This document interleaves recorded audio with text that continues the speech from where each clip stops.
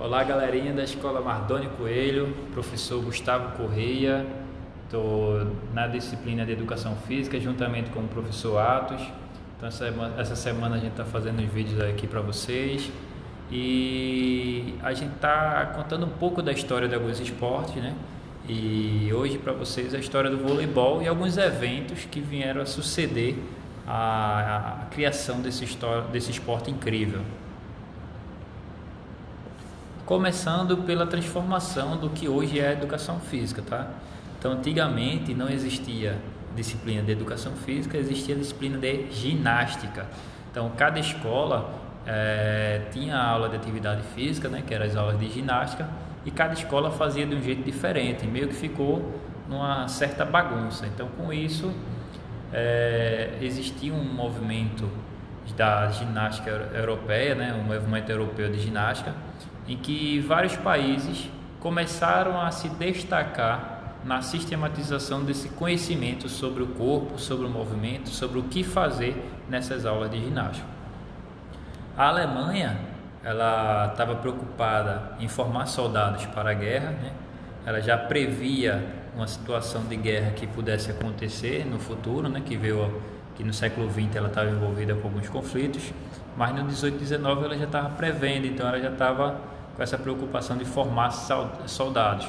Então a galera na escola alemã de ginástica, ela tinha aula de atividade física, de exercício físico, com a ajuda de um tenente, de um sargento, de uma pessoa do exército. Ele ia para as escolas para dar essa aula. Então eram exercícios rígidos, com a preocupação dessa de condicionar o corpo para formar soldados. A Suécia já tinha uma atividade física mais voltada para o que hoje a gente trabalha no ensino médio, que é a ginástica de conscientização corporal. Então é legal essa coisa da Suécia, porque eles pesquisavam sobre o corpo humano, sobre o movimento, sobre algumas enfermidades, a influência do exercício sobre isso. Era mais uma ginástica corretiva que visava evitar lesões, evitar doenças, melhorar a postura. Então era nesse sentido a ginástica da Suécia. Já na França, a gente tinha um exercício físico, às vezes rígido também, mas voltado para o espetáculo. Então a gente tinha o balé, o exercício físico para a ginástica olímpica, a ginástica rítmica. Então era mais nessa pegada aí. Então essas três escolas estavam sempre voltadas para o exercício físico. Enquanto a Inglaterra era diferentona, porque ela trabalhava com brincadeiras, com jogos, com competições.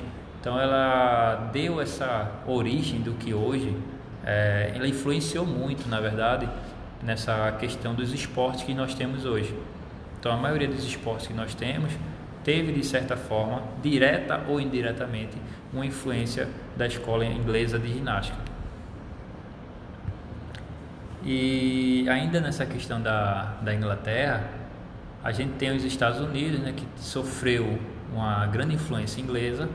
Então a mesma coisa que era ensinada na Inglaterra em relação ao exercício físico tinha a mesma pegada aqui nos Estados Unidos, né, na América do Norte. E em vários lugares do mundo a gente tinha as ACMs, que eram associações cristãs de moços.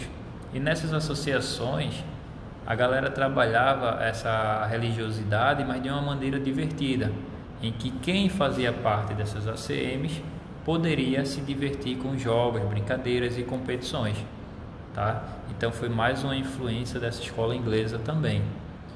Lá na frente a gente vai até ver o papel dessa ACM na criação do vôlei. Então, assim como outros países, os Estados Unidos ele sofria com o inverno por ser um frio intenso. Então o inverno era bem mais rigoroso do que países como o Brasil, né? Aqui nós temos a chuva e tal, mas a gente consegue sair de casa, etc. Nos Estados Unidos não. Neva, estradas são bloqueadas, o rio congela. Então havia necessidade, né, de praticar algum tipo de esporte ou brincadeira que fosse praticado num lugar fechado, protegido do sol, protegido do frio, etc. Na época não existiam as quadras, não existiam os ginásios, os poliesportivos. O que existiam era piscinas, né, e os campos com pistas de atletismo, já que os esportes praticados na época era o futebol, né, que tinha sido inventado na Inglaterra, o futebol americano, o rugby, que veio, os três praticamente surgiram lá, né, as competições de atletismo, e tudo isso era impraticável no inverno. Então as ACMs tinham essa preocupação de inventar algo que fosse praticado durante o inverno. Então, galera, com essa questão do frio, né, que nem todos os esportes podiam ser praticados durante o inverno, tem esse problema lá nos Estados Unidos, teve a criação do basquetebol, né, e com isso foi um esporte que logo ganhou uma grande popularidade, um esporte fantástico, mas gerou alguns problemas. Então, o basquete ele tem algumas características que o tornam um esporte altamente de invasão. Então, você tem que estar o tempo todo invadindo o espaço do oponente, tentando fazer o ponto, marcando, defendendo, atacando. Então, essas características tornam o basquete um esporte com um gasto muito alto de energia. Nem todo mundo conseguia praticar o basquete. Então, se você fosse uma pessoa sedentária, se você fosse uma pessoa mais obesa, com sobrepeso, ou se fosse uma pessoa idosa, teria uma grande dificuldade de praticar o basquetebol. E isso teve uma influência muito grande, porque assim, daí as ACMs de todo mundo já estavam procurando outros jogos, outros esportes que pudessem ser praticados. Inclusive que todo mundo pudesse praticar. Daí, um professor da ACM, o William Morgan, né, na cidade de Springfield, ele decidiu que, inteligentemente, né, ele decidiu que se tirasse a característica de invasão do esporte, ele não teria mais o contato físico, a lesão, né, as quedas, os acidentes, também não teria essa questão de você gastar muita energia, de cansar muito por estar correndo para lá e para cá. Então, com essa questão de tirar a invasão, o William Morgan, ele pensou em colocar uma rede, tá? Uma rede separando as equipes. E com isso o objetivo, ao invés de estar fazendo gol ou algum tipo de cesta, seria passar a bola por cima dessa rede, fazendo a bola cair no lado adversário. E esse jogo ele denominou de Minonete. Então esse Minonete logo ganhou uma popularidade imensa nos Estados Unidos. E em questão de meses esse jogo se transformou no esporte, justamente por ele poder ser praticado em qualquer lugar. Tipo, você arranjava uma corda, colocava uma corda de um lugar para outro e conseguia fazer essa corda de rede e jogar assim o Minonete. E logo foi ganhando, né, cada vez mais adeptos. E esse esporte acabou indo para o Springfield College, né, uma universidade na cidade lá em Massachusetts, e ganhou algumas regras que são das regras que a gente tem hoje, né?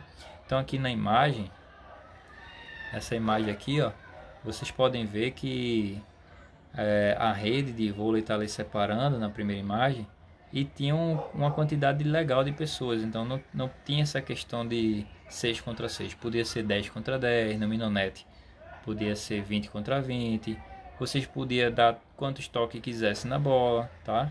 Mas aí, quando inventou o voleibol, quando criou realmente nessa universidade, né, ele estabeleceu o tamanho da quadra, a altura da rede, o número de pessoas passou a ser 6, toques na bola por equipe passou a ser 3. Então o jogo, que era aquela brincadeira, começou a ser mais sistematizada e organizada, transformada num esporte, tá? Então foi assim que nasceu esse esporte muito bonito que hoje tem tantos adeptos pelo mundo, que é um esporte que é uma paixão, né? E aqui no Brasil ele chegou por volta de 1900, entre 1911 e 1918, tá? Tem algumas redundâncias assim, redundância não, incoerências em relação à data nesse sentido. Tem alguns textos que falam em 1914, outros em 1911, outros em 1915, 1918, mas enfim, nesse período de tempo aí, ele chegou no Colégio Marista São Luís, que fica aqui na cidade do Recife, que era uma das sedes da ACM aqui do Brasil. Então tinha ACM no Recife, tinha ACM Rio de Janeiro, São Paulo, mas foi aqui no Recife que o voleibol chegou. Tá certo, galera? Então, isso aí foi um pouquinho da história do voleibol. Espero que tenham gostado. Tamo junto. Semana que vem a gente já vai começar a falar um pouquinho sobre os fundamentos dos esportes, tá? Valeu!